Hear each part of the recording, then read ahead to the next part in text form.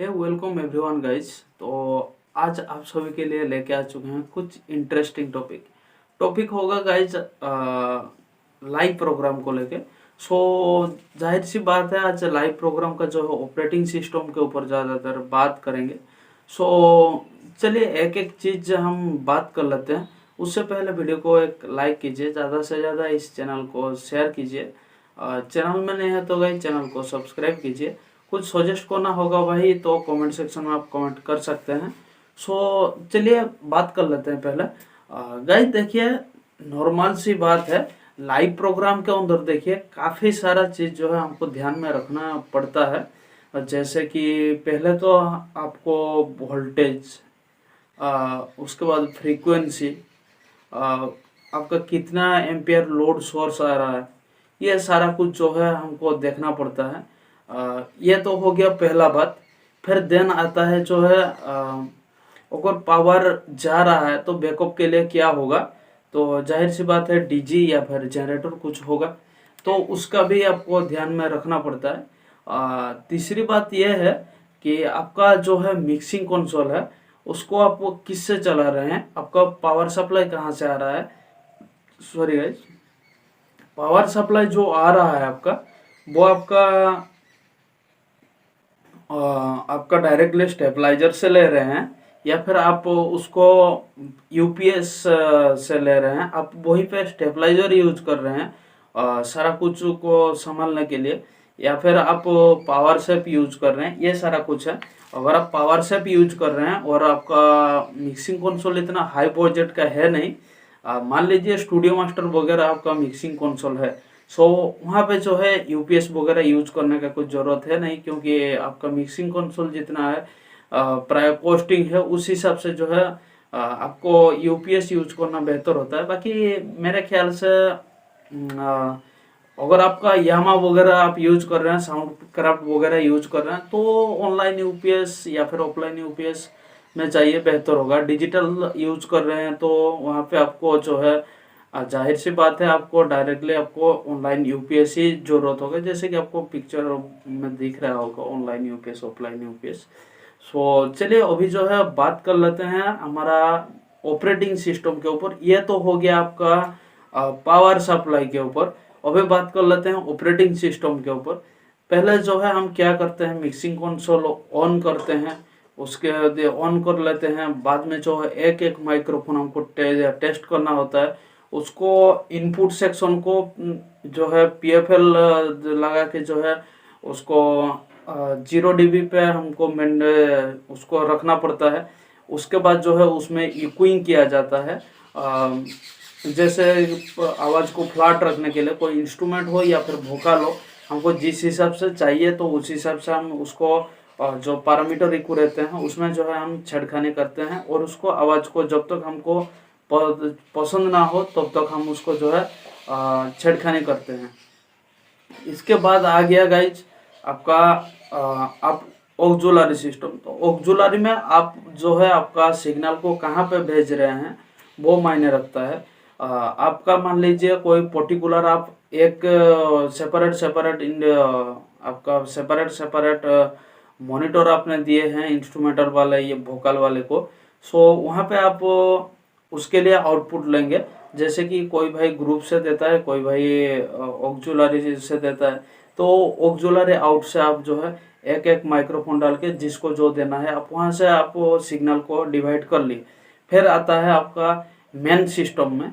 सो pen system में, तो pen आप लेफ्ट राइट चलाते हैं। देखिए अगर आप दो मिक्सिंग कंसोल एक साथ चला रहे हैं, आपका काफ़ी सारे इनपुट है, तो वहाँ पे जो है आप मान लीजिए कोई ड्रामा वगैरह में आपका जैसे कि आप पिक्चर में देख पा रहे होंगे, दो मिक्सिंग कंसोल यूज किया जाता है, काफ़ी सारे इनपुट रहते हैं। एक मिक्सिंग कंसोल से जो है सिंगिंग इंस्ट्रूमेंट, सिंगर इंस्ट्रूमेंट का जितने भी सारे इनपुट रहते हैं वो होता है। दूसरे मिक्सचर के अंदर जो है अलग सा ड्रामा के लिए जो माइक्रोफोन रहते हैं उनको जो है कंट्रोल किया जाता है। तो आप कोई ये जो है लेफ्ट राइट आउटपुट रह के जो है इंस्ट्रूमेंट सिस्टम को अलग, और वोकल जिसमें इफेक्ट लगा होगा उसका सिस्टम अलग, वो किसी और दिन बात करेंगे। उसके वो जो सिस्टम होता है उसके ऊपर बात करेंगे। तो ऐसा किया जाता है। उसके बाद जो है गाइज पेन का बात हो गया, या फिर आप स्टूडियो वगैरह में आप इसको यूज करते हैं तो स्टूडियो का बात करेंगे नहीं, बाकी आप कोई भी लेफ्ट राइट आप हेडफोन लगा के जो भी सुनते हैं, किसी की इंस्ट्रूमेंट का आवाज़ लेफ्ट में ज़्यादा सुनाई देता है तो राइट में थोड़ा कम सुनाई देता है, इस तरह का करके जो है पेनिंग सिस्टम से किया जाता है। उसके बाद जो है आ जाएगा आपका वो जो फेडर्स, जो कि आपका मेन आउटपुट में इसको भेजने के लिए होता है। और एक गाइज बोलने के लिए भूल गया, जो कि पोस्ट और प्री होता है, जिसमें हम जिसमें ऑक्सिलरी सिस्टम के अंदर प्री पोस्ट वो कैसा काम करता है, यूट्यूब में काफ़ी सारा वीडियो पड़ा हुआ है, तो आप जाके देख सकते हैं वो वीडियो को। उसके बाद जो है गाइज आते हैं हम उसका जो है जितने भी सारे देखे होंगे, जैसे कि पिक्चर में दिख रहा है, ये स्विच का काम होता है, PFL स्विच वगैरह आता है इसमें। तो उसके बाद जो है मेन में आप भेज रहे हैं ग्रुप के लिए, ग्रुप 1 2 3 4 जो भी है आप उसको भेजने के लिए जो है स्विच दिया हुआ रहता है। फिर ये तो हो गया गाइज इनपुट सिस्टम के बाद, फिर आते हैं आउटपुट सिस्टम में। आउटपुट सिस्टम में आप जैसे कि बताया कि मॉनिटर सेक्शन को आप कैसे हैंडल करेंगे, तो उसके ऊपर थोड़ा चर्चा कर लेते हैं। मॉनिटर सिस्टम में आप कोई पर्सनल मॉनिटर दिए हुए हैं, तो अब तो आपको पर्सनली जो है सिग्नल वहाँ से ऑक्सिलरी, मान लीजिए आपका 4-5 ऑक्सिलरी है, और ग्रुप सिस्टम जो है 2-4 है, तो वहाँ पे आप आराम से